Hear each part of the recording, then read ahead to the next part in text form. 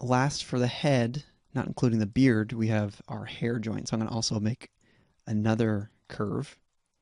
And since he's got kind of a mohawk here, I'm going to give him a mohawk controller. So I'm going to rotate this on its side. I'll go into the channel box and make sure that this is at 90 degrees by typing it in there, so I know for sure it's perfectly 90 degrees.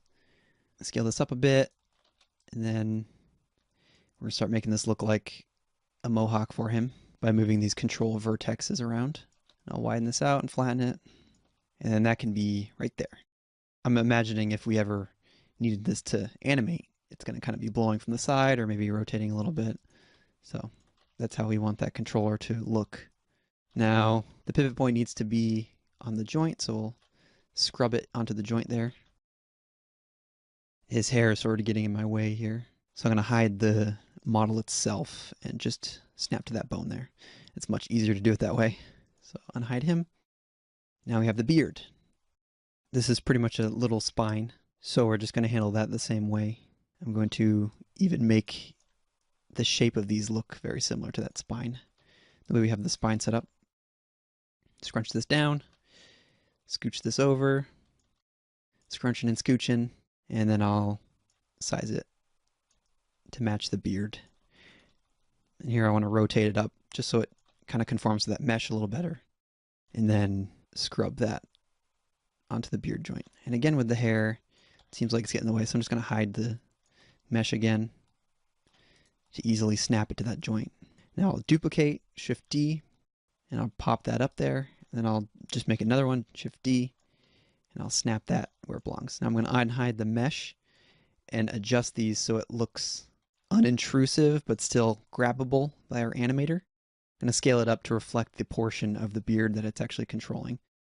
And then I'll scrunch this one down so we know that we're controlling that little tuft there at the bottom. And I think that looks good. And now we have our jaw here.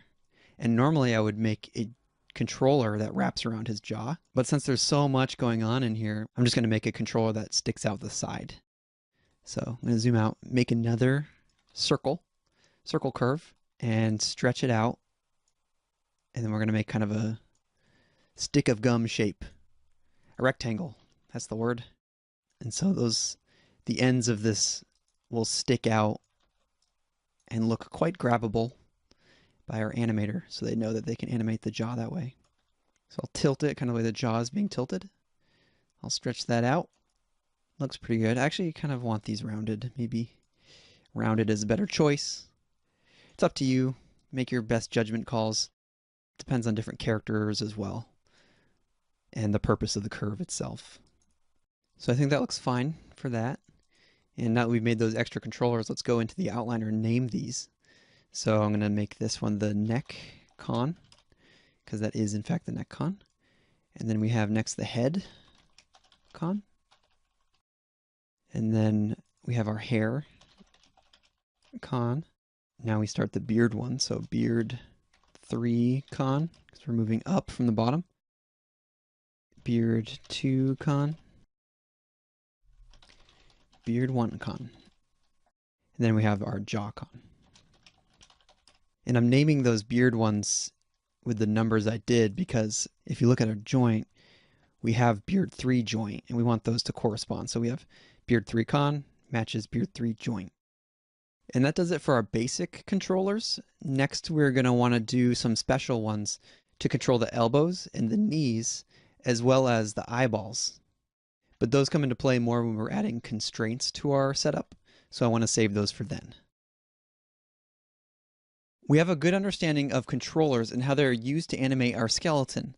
And now that we have all of our main controllers in place, we can begin the process of constraining them in the very next module.